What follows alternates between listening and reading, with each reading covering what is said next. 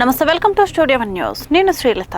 ఇక డీటెయిల్ చూస్తే, ప్రపంచం ఎన్నడూ చూడని రీతిలో ఇజ్రాయెల్, అమెరికా మరియు ఇరాన్ మధ్య ఘర్షణ ఒక నిర్ణయాత్మకమైన మరియు అత్యంత ఆందోళనకరమైన మలుపు తిరిగింది. ఇది కేవలం ఒక ప్రాంతీయ పోరు కాదు, ప్రపంచ శాంతిని మరియు ఆర్థిక వ్యవస్థను కుదిపేసి అంతర్జాతీయ సంక్షోభంగా మారుతుంది. గడిచిన కొద్ది గంటలుగా అందుబాటులోకి వస్తున్న సమాచారం ప్రకారం పరిణామాలు గల్ఫ్ దేశాలతో పాటు మొత్తం ప్రపంచ గమనాన్ని మార్చివేసే అవకాశం ఉంది. ఇది ప్రారంభ నివేదిక మాత్రమే. మరిన్ని వివరాలు అధికారికంగా ధృవీకరించబడాల్సి ఉంది.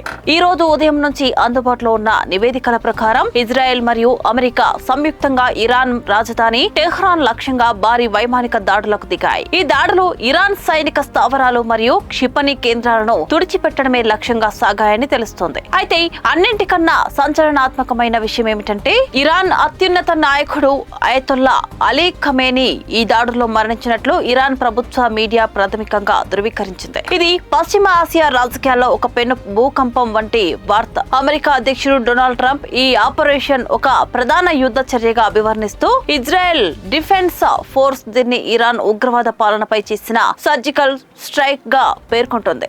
ఇప్పటి వరకు అందుబాటులో ఉన్న సమాచారం ప్రకారం ఈ దాడిలో సుమారు 200 మందికి పైగా మరణించినట్లు తెలుస్తుంది. ఇరాన్ ఈ దాడులకు స్పందనగా ఆపరేషన్ ట్రూత్ఫుల్ ప్రామిస్ 4 పేరుతో భారీ ప్రతీకార చర్యకు దిగింది. ఇరాన్ తన వద్ద ఉన్న అత్యాధునిక బాలిస్టిక్ క్షిపణులు మరియు డ్రోన్లను ఇజ్రాయెల్ తో పాటు అమెరికా సైనిక స్థావరాలు ఉన్న గల్ఫ్ దేశాలపైకి ప్రయోగించింది. ముఖ్యంగా దుబాయ్, అబుదాబి మరియు దోహా వంటి నగరాలు ఇరాన్ ప్రతీకార జ్వాలలకు గురయ్యాయి. అధికారిక ధృవీకరణ కోసం వేచి చూస్తున్నప్పటికీ దుబాయ్ లోని జెబెల్ అలీ పోర్టు సమీపంలో పేలుళ్లు సంభవించినట్లు సమాచారం అందుతుంది. ఇరాన్ ఈ దాడుల ద్వారా పశ్చిమ దేశాలకు మరియు వాటి మిత్ర దేశాలకు ఒక బలమైన హెచ్చరిక పంపాలని భావిస్తుంది. ఈ యుద్ధ వాతావరణం దుబాయ్ మరియు ఐక్య అరబ్ ఎమిరేట్స్ పై తీవ్ర ప్రభావం చూపుతోంది. దుబాయ్ మీడియా ఆఫీస్ వెల్లడించిన వివరాల ప్రకారం ఇరాన్ ప్రయోగించిన సుమారు 137 క్షిపణులు, 209 డ్రోన్లు యుఏఈ రక్షణ వ్యవస్థలు విజయవంతంగా అడ్డుకున్నాయి. అయినప్పటికీ కూల్చివేసిన డ్రోన్ల శకలాలు దుబాయ్ లోని కొన్ని నివాస ప్రాంతాల్లో పడడంతో 2 వ్యక్తులు గాయపడినట్లు తెలుస్తుంది. దుబాయ్ ప్రభుత్వం తన పౌరులకు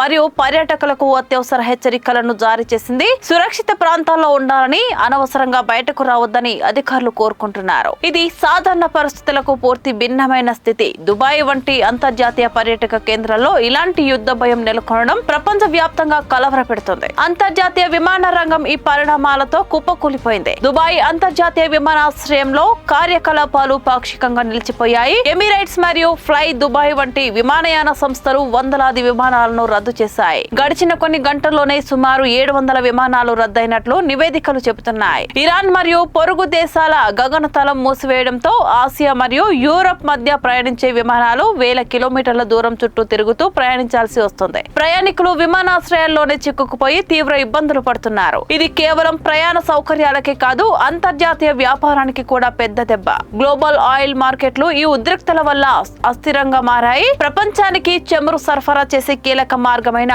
హార్ముజ్ జలసంధి మూసివేతకు గురయ్యే అవకాశం ఉండడంతో ముడి చమురు ధరలు ఒక్కసారిగా ఆకాశాన్ని తాకాయి. చమురు ధరలు పెరిగితే అది ప్రపంచ వ్యాప్తంగా ద్రవ్యోల్బణానికి దారితీస్తుంది. భారత్ వంటి దేశాలపై దీని ప్రభావం తీవ్రంగా ఉండనుంది. ఒకవేళ ఈ యుద్ధం సుదీర్ఘ కాలం కొనసాగితే ప్రపంచ ఆర్థిక వ్యవస్థ మాంద్యంలోకి వెళ్లే ప్రమాదం ఉందని ఆర్థిక నిపుణులు హెచ్చరిస్తున్నారు. చమురు ఎగుమతులు నిలిచిపోతే గల్ఫ్ దేశాల ఆర్థిక వ్యవస్థ కూడా కుదేలయ్యే అవకాశం ఉంది. అంతర్జాతీయ స్పందనలు గమనిస్తే ఐక్యరాజ్య సమితి సెక్రటరీ జనరల్ ఆంటోనియా గుటెర్రస్ అత్యవసరంగా భద్రతా మండలి సమావేశాన్ని ఏర్పాటు చేశారు. ప్రపంచ దేశాలు సంయమనం పాటించాలని, యుద్ధం ఎవరికీ మేలు చేయదని ఆయన విజ్ఞప్తి చేశారు. యూరోపియన్ యూనియన్ కు కూడా ఈ పరిస్థితిని అత్యంత ప్రమాదకరమైనదిగా అభివర్ణించింది. అయితే ఇజ్రాయెల్ మరియు అమెరికా మాత్రం తమ చర్యలు ఆత్మరక్షణ కోసమేనని వాదిస్తున్నాయి. మరోవైపు ఇరాన్ తన సార్వభౌమత్వాన్ని కాపాడుకోవడానికి ఎంతటికైనా తెగిస్తామని స్పష్టం చేసింది. ఇక్కడ ప్రధానమైన ప్రశ్న ఏమిటంటే,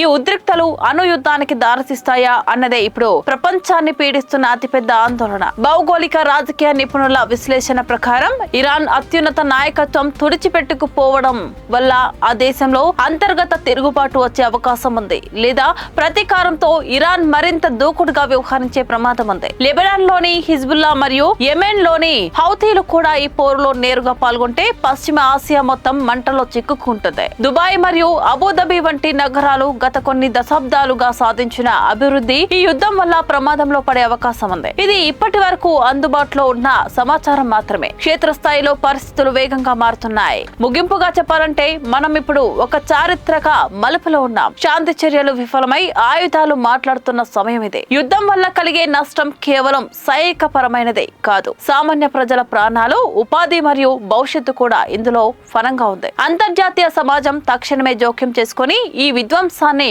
ఆపాలని కోరుకుందాం. ప్రస్తుతానికి పశ్చిమ ఆసియాలో పరిస్థితి అత్యంత ఉద్రిక్తంగా ఉంది. ఈ పరిణామాలపై మేము ఎప్పటికప్పుడు తాజా సమాచారాన్ని మీకు అందిస్తూనే ఉంటాం. ఈ క్లిష్ట సమయంలో ప్రతి ఒక్కరూ బాధ్యతగా వ్యవహరించాలని, వదంతులను నమ్మవద్దని కోరుతున్నాం. ఈ పరిస్థితి ఇంకా అభివృద్ధి చెందుతుంది మరియు అధికారిక అప్డేట్ల కోసం మేము వేచి చూస్తున్నాం. మీరు మరిన్ని వివరాల కోసం మాతోనే ఉండండి. ఏవైనా తదుపరి పరిణామాలు జరిగితే వెంటనే మీకు అందిస్తాం.